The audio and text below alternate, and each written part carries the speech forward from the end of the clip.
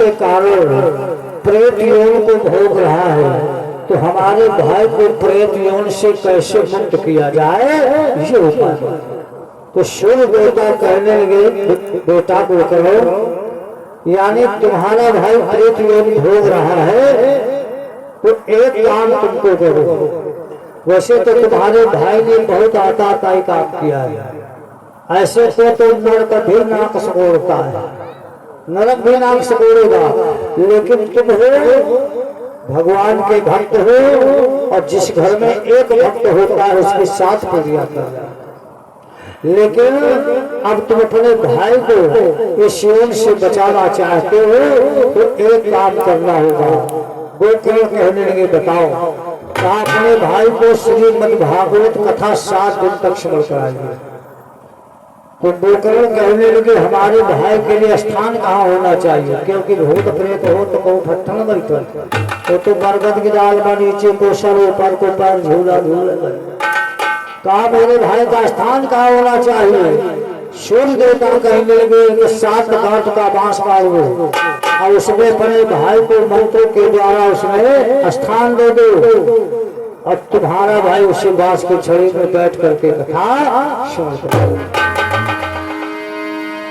आज महाराज बड़े विधान के द्वारा पूजन करवाया, और पूजन करवा करके महाराज यही श्रीमद् भागवत कथा सुनाना शुरू किया।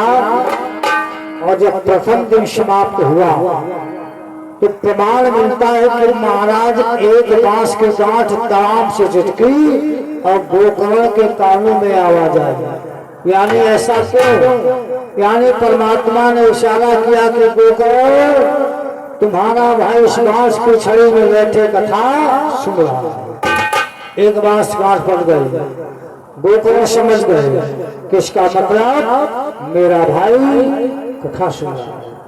दूसरा दिन हुआ दूसरी गांठ, तीसरा दिन हुआ तीसरी गांठ, कहां तक बताने जब कथा का 7वां दिन हुआ, अंतिम समय हुआ, तो महाराज कथा का जिस समय विराम हुआ, सच्चिदानंद रूपावे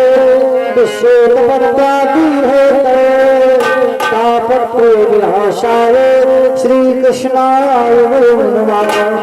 यम प्रवजन्तमना मतेत कत्तो गोपानो विराकाते आजुभाव पिप्पुरुतंबया तवे गुणोदयस्मे शरभूत हृदय मुनिनास्तयस्मे।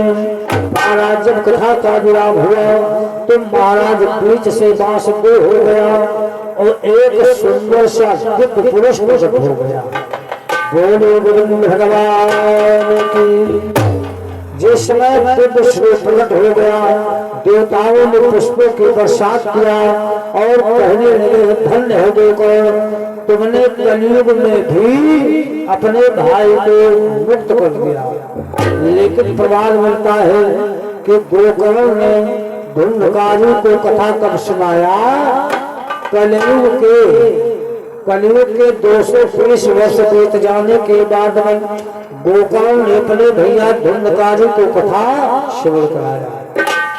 आज देखिए धुंधकारी मुक्त हो गया और देवता कहने लगे, गोकर्ण अब ये तुम्हारा भाई तुम्हारी कथा सुन करके परमात्मा को प्राप्त हो गया, अब तुम्हें घबराने की चिंता नहीं। एक विमान आएगा समय आने पर और उस विमान में बैठ करके तुम्हारा भाई सीधा गोलोक को प्रस्थान करेगा। लेकिन जिस समय विमान आया, धुंधकारी महाराज विमान में बैठ करके सीधा स्वर्ग को प्राप्त हुआ। यानी शासन नहीं, आत्मा परमात्मा में एकाकार हो गई।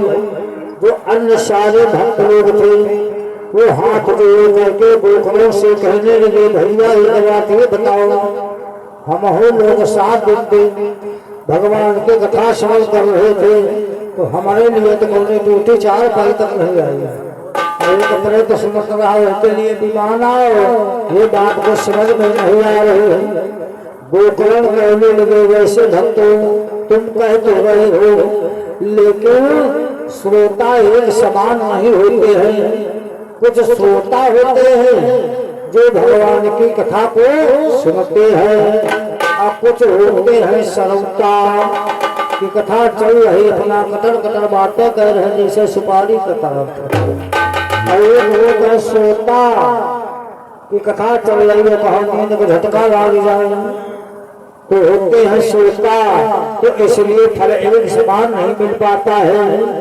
यदि तुम अपना कल्याण चाहते हो तो हम तुमको नियम संयम के द्वारा कथा श्रवण कराऊंगा और तुम दिल और दिमाग से विवेक का मंथन करके भगवान की कथा का रसास्वादन करो। क्यों? सुनो।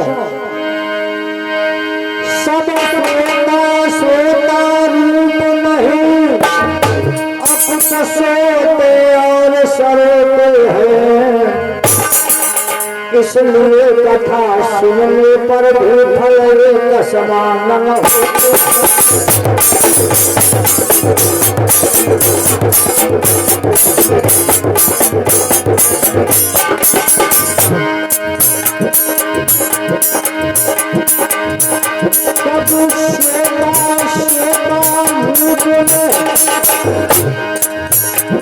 कुछ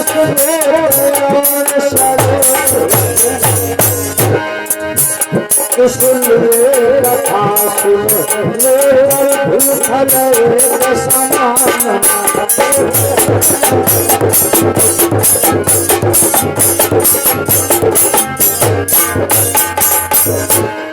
कहा फल एक समान नहीं होते। पहले भगवान के जब कथा सुनो तुम दिल और दिमाग से विवेक का मंथन करके भगवान का ध्यान करो, तब वो फल को प्राप्त होती है। अपना कल्याण चाहते हो तो फिर मैं तुमको कथा श्रवण करा रहा हूँ, तो आनंद के साथ में कथा को श्रवण करो। आज प्रमाण मिलता है तो देखो ने सारे भक्तों को बड़े नियम संयम के द्वारा कथा श्रवण कराया। देवता पुष्पों के प्रसाद किया और कहने लगे धन है बोलकर तुमने सबका दिमाग सही परमात्मा में एकाकार कर दिया। ऐसे भक्तों के लिए हमारे यहाँ जगह है, समय आने पर उनको प्राप्त होगा। भगवान की, सच्चिदानंद भगवान की, बाबा की, बालाजी महाराज की, राधा कृष्ण भगवान की। यही कथा का माध्यम होता है कि भगवान की गाथा, इसमें संशय की बात नहीं है कि भगवान की लीला क्या है ये समझना कठिन है। जो भी है वो अच्छा है, ये अपना अपना विचार होता है, अपना अपना भाव होता है, और जहाँ पर मैंने बताया भाव होता है वही भक्ति का प्रतीक होता है।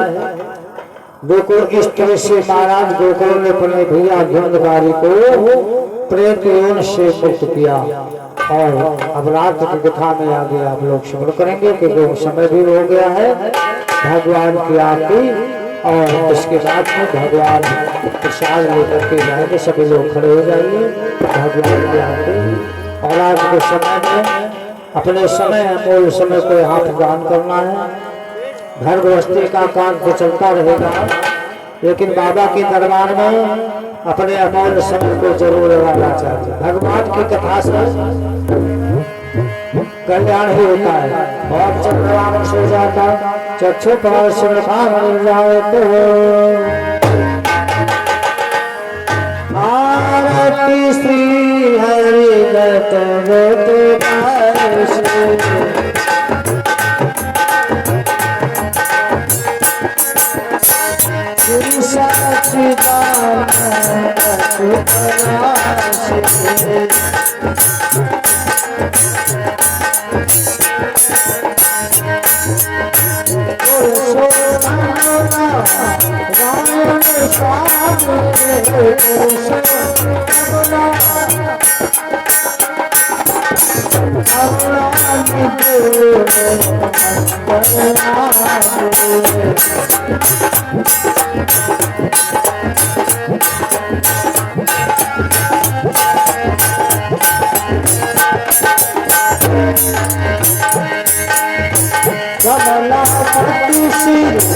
विष्णु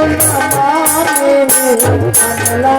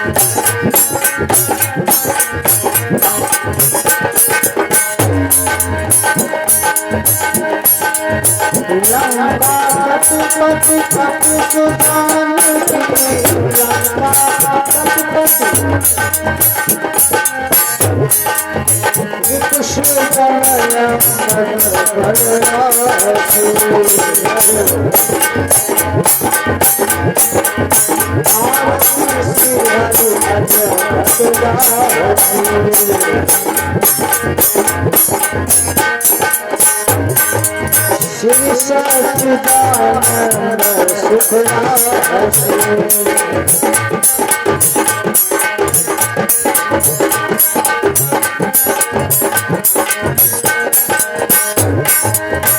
आरती राधा कृष्ण मुरारी आरती राधा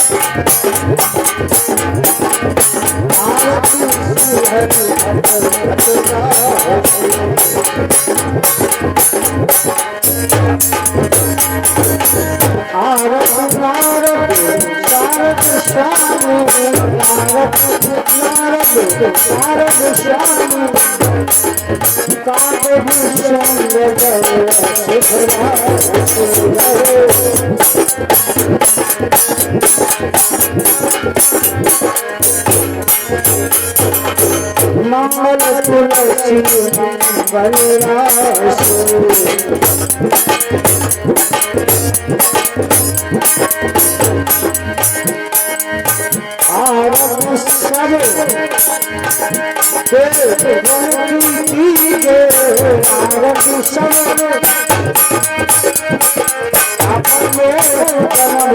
जय जय जय